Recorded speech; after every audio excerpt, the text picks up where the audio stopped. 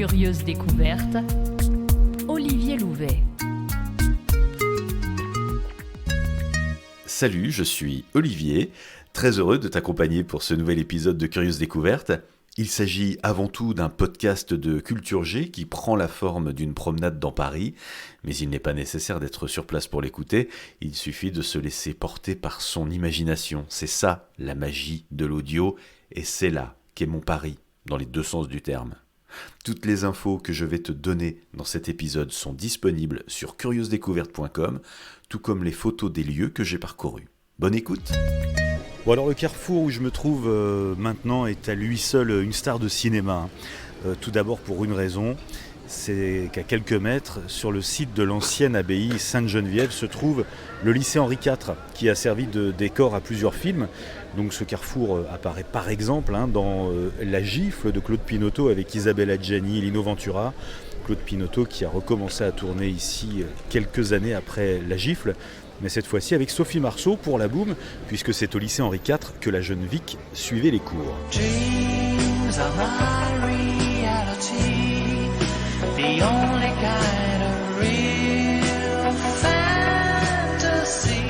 Alors ce qui est amusant, c'est qu'il y a une scène où Poupette, l'arrière-grand-mère de Vic, vient la chercher à l'entrée du lycée. Alors elle est garée devant l'église Saint-Étienne-du-Mont, et quand elle démarre en trombe, elle évite de peu la collision avec une voiture qui arrive par la rue Clotilde. Bonjour ma petite fille. Bonjour, t'as prévenu les parents? Tu sais, pendant le déménagement des chiens et des enfants, hein. Merci. Et après, on dîne à la coupole. Qu'est-ce que c'est la coupole? Ça te fait combien à toi maintenant? 13. Oh, il est encore temps, hein. Alors pourquoi est-ce que je trouve cette scène particulièrement amusante ? Eh bien tout simplement parce que nous sommes exactement au carrefour où la collision mémorable entre De Funès et Bourvil s'est produite dans le Cornio.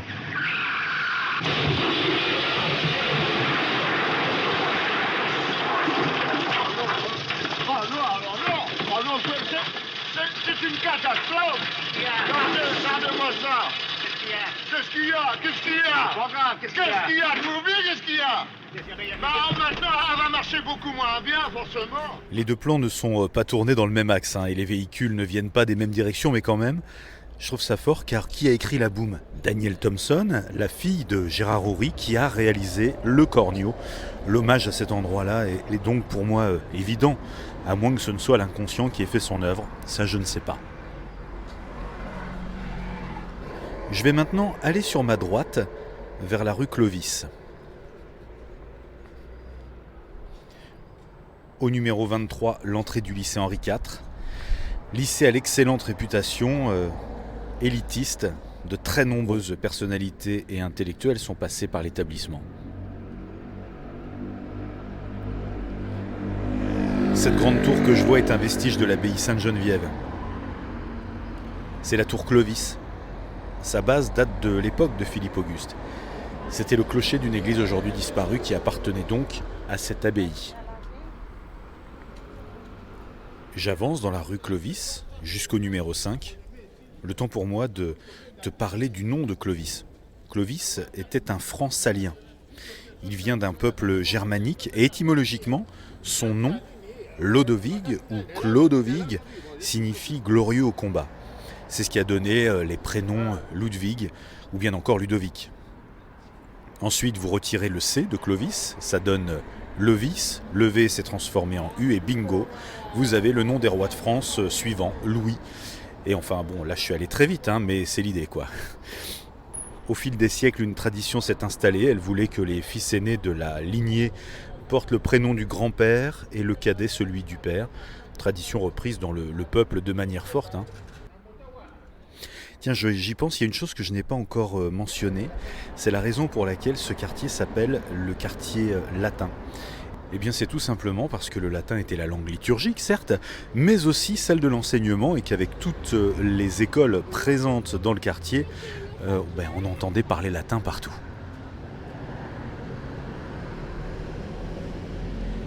J'arrive donc au numéro 5. Bon, je t'en ai déjà parlé, mais là ça se concrétise. Elle est devant moi. Voici un très joli morceau de l'enceinte de Philippe Auguste du XIIe siècle.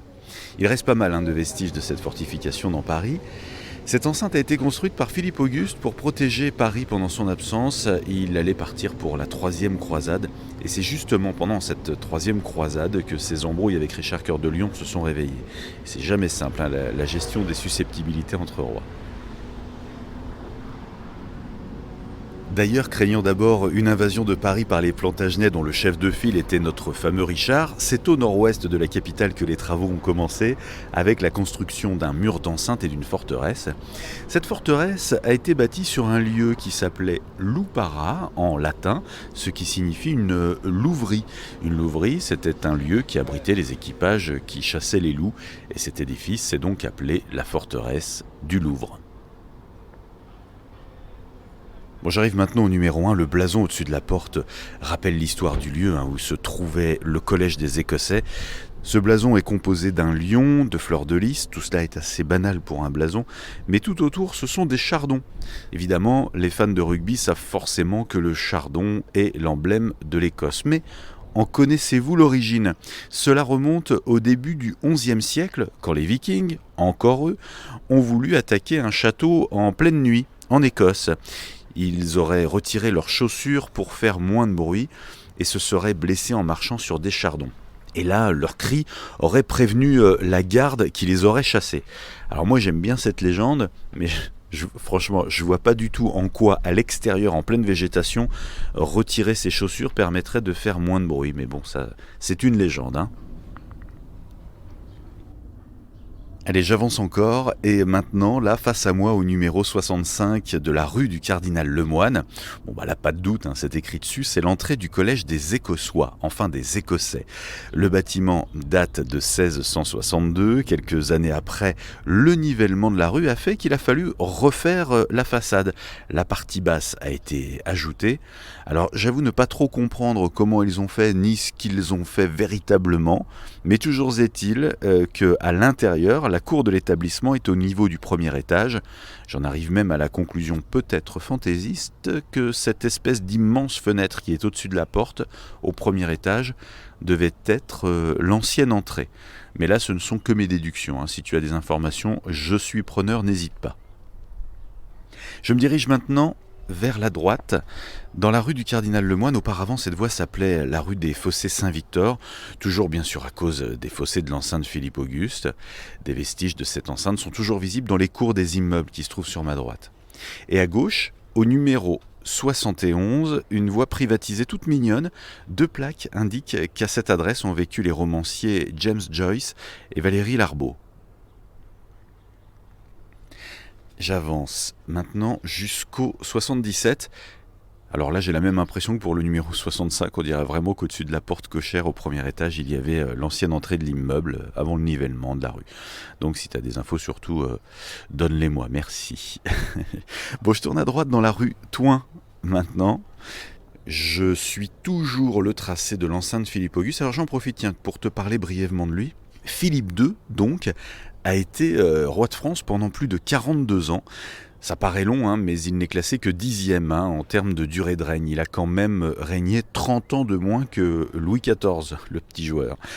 Bon, Philippe Auguste a tout au long de son règne réussi à conquérir quasiment l'intégralité des territoires occidentaux de la France actuelle. La Normandie, la Bretagne, l'Anjou, le Maine, le Poitou, la Vendée notamment. Mais tous ces faits ne sont pas forcément glorieux.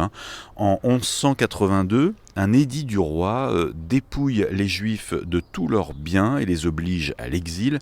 Pour justifier cet édit, Philippe II accusa les Juifs d'être la cause de calamités diverses, alors que son seul but, évidemment, était de renflouer les caisses du royaume. Ces mesures cesseront tout de même en 1198.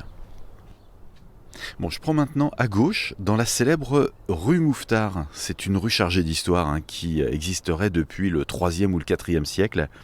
Elle est sur le mont Cétarius, devenu le mont Cétare, puis mont Fétard, et elle est devenue Mouffetard, ou la Mouffe pour les intimes. Sur la droite, une façade décorée, des vaches, des moutons.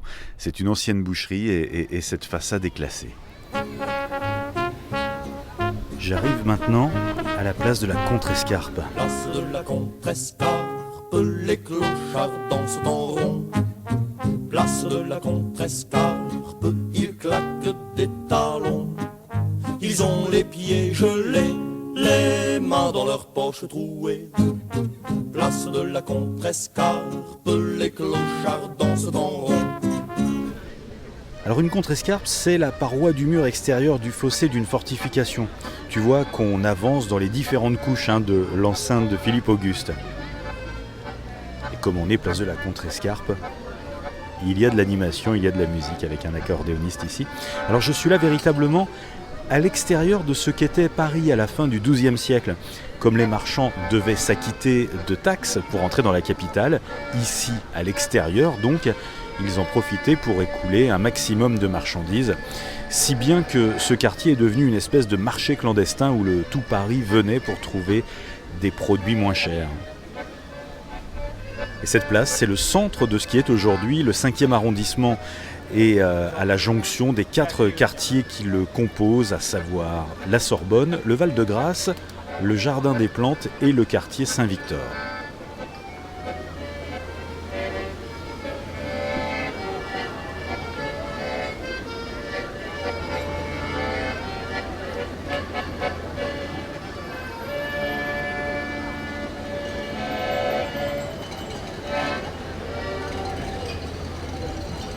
Bon, je contourne maintenant la place pour me retrouver face au numéro 1, où se trouvent des bars. Mais ce qui m'attire l'œil, ce sont les inscriptions. Entre le premier et le deuxième étage, la maison de la pomme de pin. Les chiffres romains laissent entendre que la maison daterait de 1200. Et ce lieu a été fréquenté par Ronsard et Du Bellay, que j'ai déjà évoqué, mais aussi par Rabelais, entre autres. La place de la Contrescarpe a servi de décor pour de nombreux films. Ça ira mieux demain en 2000 avec Nathalie Baye et Isabelle Carré. On va s'aimer en 2006 avec Julien Boisselier, Alexandra Lamy, Mélanie Doutet, Gilles Lelouch. Et La guerre est finie d'Alain Resnais en 66 avec Yves Montand par exemple.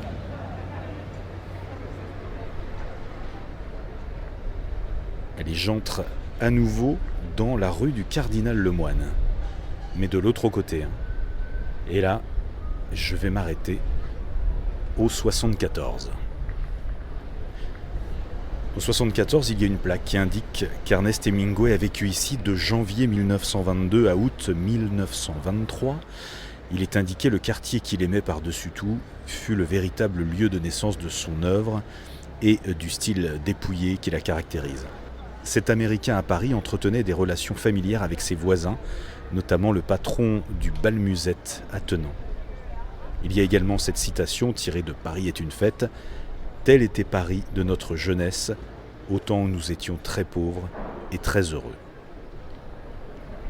Paris est une fête est un récit autobiographique qu'Hemingway sorti à titre posthume en 1964. Ce livre est une véritable déclaration d'amour à Paris, au lendemain des terribles attentats du 13 novembre 2015 aux abords du Stade de France, sur les terrasses de cafés parisiens et au Bataclan. L'avocate Danielle Mérian a déclaré « C'est très important de voir plusieurs fois le livre d'Hemingway, qui est une belle réponse à Daesh ». Ce livre a inspiré Woody Allen pour son film Midnight in Paris avec Owen Wilson. C'est incroyable! Regarde ça! Il n'y a pas une autre ville au monde comme celle-là! À quelle heure t'es rentré hier soir? Pas très tard. Je pense que je referai ce soir une de ces petites balades. Où est-ce que Gil s'est encore enfui? C'est son nouveau truc de traîner dans Paris. Je m'engage maintenant sur la voie pavée qui se trouve sur ma droite, la rue Rollin. C'est une petite rue, mais elle a beaucoup de choses à raconter. Déjà, elle a porté beaucoup de noms différents. Chemin du Moulin à Vent, rue des Morfondus, rue du Puy de Fer, rue Thiron, rue Neuve Saint-Étienne. Alors, première curiosité, dès le premier bâtiment sur ma droite au numéro 23, j'avance un peu pour découvrir, à l'arrière de l'immeuble, une jolie tourelle d'angle. Et je vais maintenant avancer jusqu'au numéro 14.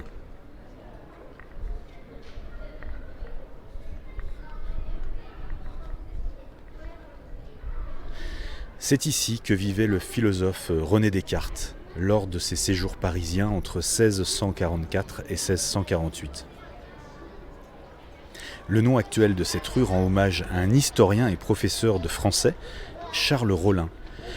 Il vécut de 1661 à 1741, dont 50 ans dans cette rue. J'avais déjà évoqué Patrick Bruel dans un épisode précédent en te disant qu'il avait vécu dans ce quartier. Et bien là, dans la rue Rollin, je passe devant l'école élémentaire dans laquelle il a été scolarisé et sa mère a été institutrice ici. Là, j'arrive au numéro 6, une plaque qui rend hommage à un ancien habitant de cette rue, Benjamin Fondane, philosophe français qui fut déporté à Auschwitz et y mourra en 1944 à l'âge de 46 ans. En 1936, Benjamin Fondane avait tourné un film à Buenos Aires, un film burlesque qui racontait les aventures de 4 musiciens. Alors je dis qui racontait, car le film a disparu. Pour en savoir plus sur cette histoire, je vous invite à écouter le podcast de France Culture, Tararira, le film perdu de Benjamin Fondane par Andrea Cohen et Gaël Gillon. Le lien se trouve sur curieusdécouverte.com à la page de cet épisode. Benjamin Fondane a d'ailleurs donné son nom à la place qui se trouve juste après, cette placette, qui se trouve au niveau du 2 rue Rollin où Blaise Pascal mourut en 1662. À cette époque, il s'agissait de la rue Neuve Saint-Étienne. Pascal était mathématicien, physicien, philosophe. J'aurais bien sûr d'autres occasions de l'évoquer, mais je ne résiste pas à l'envie de t'inviter à aller au Musée des Arts et Métiers à Paris pour aller découvrir sa célèbre invention, la Pascaline, qui n'était autre que l'ancêtre de la machine à calculer. Et voilà, j'arrive maintenant à l'escalier au bout de la rue Rollin. Je descends cet escalier et j'arrive rue Monge. Merci d'avoir fait ce bout de chemin avec moi. Tu peux retrouver toutes les références que j'ai évoquées sur curieusdécouverte.com à la page de cet épisode. Tu pourras voir également les photos que j'ai prises lors de l'enregistrement. Sur mon site, tu trouveras aussi des liens vers mes différents comptes de réseaux sociaux que je t'invite à suivre si tu souhaites être informé sur la vie de ce podcast. Et enfin, ce podcast est gratuit. Il nécessite beaucoup de travail. Il est donc important qu'il gagne en notoriété. Alors, merci de le partager le plus possible sur les réseaux sociaux, par mail ou bien encore dans tes groupes WhatsApp.